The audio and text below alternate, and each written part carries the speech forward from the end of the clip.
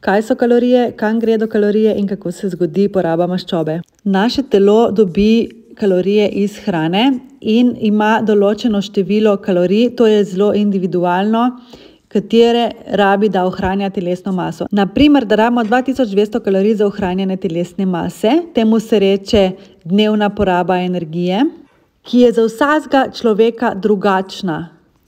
In če mi porabimo samo 1800 kalorij, pomeni, da imamo viška kalorij in da jih bo čez čas telo skladiščilo v maščobe.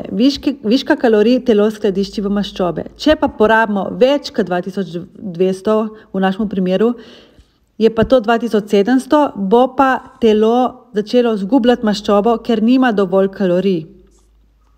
Kako pa telo kuri kalorije? Tole vas bo presenetilo.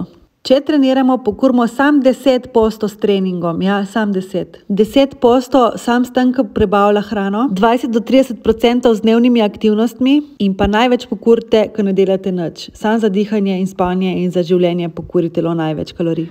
Koliko bo pa dejansko porabilo energije v tem pomembnem sektorju, da nas ohranja pri življenju, je pa pomembno, kak lifestyle imamo. In tukaj pridejo do izraza treningi in lifestyle.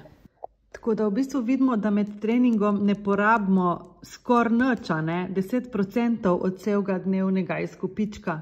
Ampak treningi nam ful pomagajo, da bo to delali hitreje in da bomo tukaj v bistvu, da se bo vse skupaj dogajalo hitro, pospešeno. To so stvari, ki jih nimamo niti za mar, kakor so delovanje organov, rast las, mižikanje, take stvari, ki nam sploh niso v zavesti, v bistvu se pa dogajajo in tukaj se dogajajo čudeži.